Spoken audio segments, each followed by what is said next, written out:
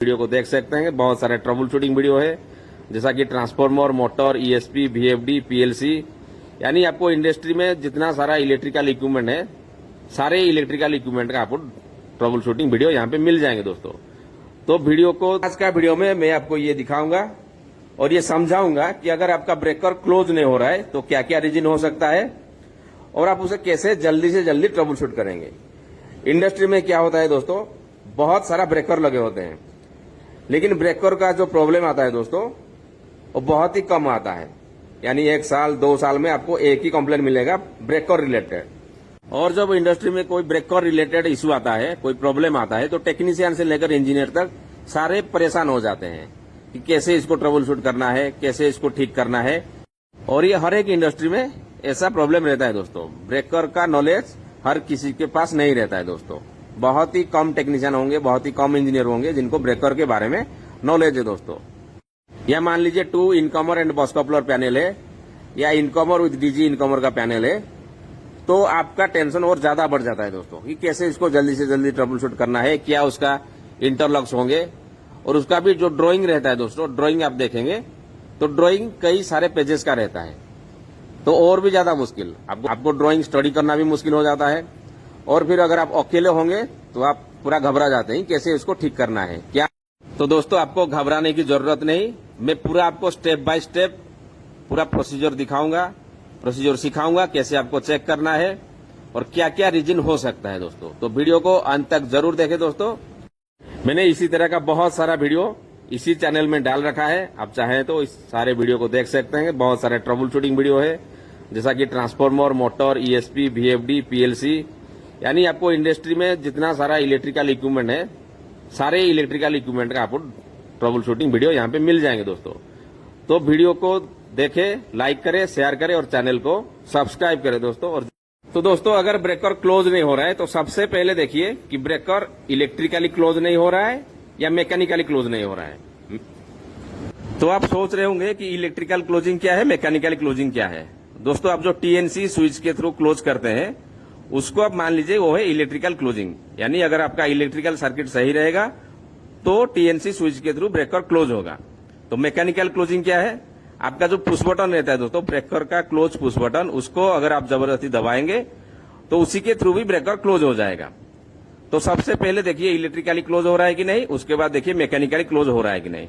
अगर मैकेनिकली भी क्लोज नहीं हो रहा है तो समझ लीजिए आपका जो ब्रेकर का मैकेनिज्म उसको आपको ठीक करना पड़ेगा। तो क्या करना पड़ेगा दोस्तों, आपको एक अच्छी तरीके से ब्रेकर का मेंटेनेंस कर लीजिए। ब्रेकर मेंटेनेंस कैसे करते हैं उसका भी बहुत सारा वीडियो मैंने ऑलरेडी डाल रखा है। ब्रेकर का इंटरनल पार्ट्स उसमें आपको दिखाई देंगे। तो ब्रेकर का मेंटेनेंस कर लीजिए, फिर दोबारा उसको मैकेनिकली क्लोज कीजिए। मैकेनिकली क्लोज हो रहा है मतलब आपका ब्रेकर का मैकेनिज्म सही हो गया। उसके बाद आपको देखना है इलेक्ट्रिकली क्लोज हो रहा है कि नहीं। टीएनसी स्विच के थ्रू क्लोज कीजिए। अगर फिर भी क्लोज नहीं हो रहा है तो आपको क्या चेक करना है, सबसे पहले दोस्तों क्लोजिंग फ्यूज को चेक कीजिए। क्लोजिंग फ्यूज और उसका सप्लाई, ज्यादातर ब्रेकर में हमारा 110 वोल्ट डीसी सप्लाई रहता है, तो उसी सप्लाई को चेक करें और क्लोजिंग फ्यूज को चेक कर लें। उसके बाद टीएनसी स्विच एक रहता है, तो टीएनसी स्विच को भी थोड़ा जांच लें मल्टीमीटर से, उसे आप आसानी से चेक कर सकते हैं उसका कंटिन्यूटी आ रहा है कि नहीं। उसके बाद और एक इंटरलॉक रहता है दोस्तों, उसका अगर स्प्रिंग चार्जिंग सही नहीं होगा तो भी ये सही तरीके से क्लोज नहीं होगा। तो उसके बाद देख लीजिए दोस्तों स्प्रिंग चार्जिंग मोटर वो सही काम कर रहा है कि नहीं, उसका कॉन्टैक्टर सही है कि नहीं। ये तीनों आपको सबसे पहले चेक कर लेना है दोस्तों। उसके बाद आपको क्या देखना है दोस्तों, अगला काम है दोस्तों आपको ऑक्सिलरी कॉन्टैक्टर और कॉन्टैक्टर कॉइल को आपको चेक करना है। इंडस्ट्री में ज्यादातर पैनल में 2 इनकमर एक बस कपलर रहता है, नहीं तो इनकमर एक डीजी सोर्स रहता है। अगर आपका बोर्ड में भी 2 इनकमर एक बस कपलर या डीजी सोर्स रहता है तो आपको कुछ इंटरलॉक्स भी चेक करना पड़ेगा।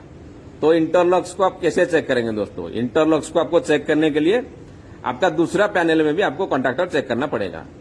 तो उसके लिए दोस्तों अगर साइड वाला पैनल को आप चेक कर रहे हैं, अगर मान लीजिए इनकमर ब्रेकर का आपका क्लोज नहीं हो रहा है तो आपका बस कपलर पैनल में भी आपको चेक करना पड़ेगा और इनकमर 2 में भी आपको चेक करना पड़ेगा।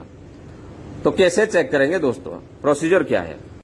ज्यादातर ब्रेकर में क्या रहता है दोस्तों, उसका जो इंटरलॉकिंग सर्किट रहता है, यानी 3 इनकमर कभी भी एक साथ क्लोज नहीं होंगे।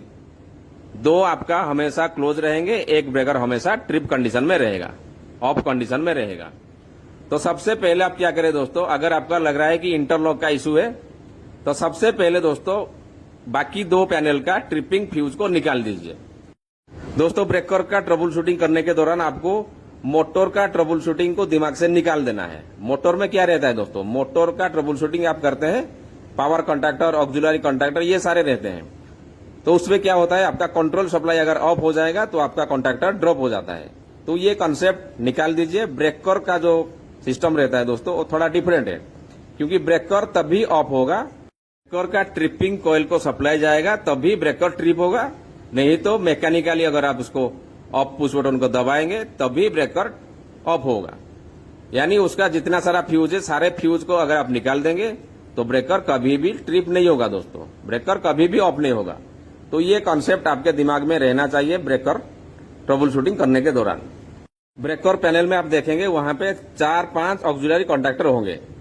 वो ऑक्सिलरी कॉन्टैक्टर क्लोजिंग का एक है, tripping, spring charging, service position, indication, ये सारे के लिए ये ऑक्सिलरी कॉन्टैक्टर का इस्तेमाल किया जाता है। तो आपको हर एक को चेक करना है कि क्या क्या प्रॉब्लम रहते हैं दोस्तों। ज्यादातर क्या होता है, आपका जो ऑक्सिलरी कॉन्टैक्टर में सप्लाई तो जाते हैं लेकिन ऑक्सिलरी कॉन्टैक्टर पिकअप नहीं होता है, और कभी कभी पिकअप भी होता है तो उसका NONC चेंज ओवर नहीं होता है दोस्तों। ये ज्यादातर प्रॉब्लम्स रहते हैं ऑक्सिलरी कॉन्टैक्टर में। तो आप मल्टीमीटर लीजिए, उसको चेक, उसका कॉन्टैक्टर कॉइल को चेक कीजिए, NONC को आप चेक कर सकते हैं। ये चेक हो जाने के बाद आपको मालूम हो जाएगी कौन सा वाला कॉन्टैक्टर खराब है, तो उसी कॉन्टैक्टर को आपको रिप्लेस करना है। लेकिन ध्यान से रिप्लेस करें दोस्तों, क्योंकि यहाँ पे आपको 110 वोल्ट DC का भी कॉन्टैक्टर मिलेगा और AC का भी आपको कॉन्टैक्टर मिलेगा। कॉन्टैक्टर रिप्लेस हो जाने के बाद और एक बार ब्रेकर को इलेक्ट्रिकली क्लोज करके देखिए। अगर फिर भी ब्रेकर क्लोज नहीं हो रहा है तो समझ लीजिए जो ब्रेकर का क्लोजिंग कॉइल है, क्लोजिंग कॉइल खराब हो गया है। तो आपको क्लोजिंग कॉइल को रिप्लेस करना है, उसको भी आप मल्टीमीटर लेके चेक कर सकते हैं।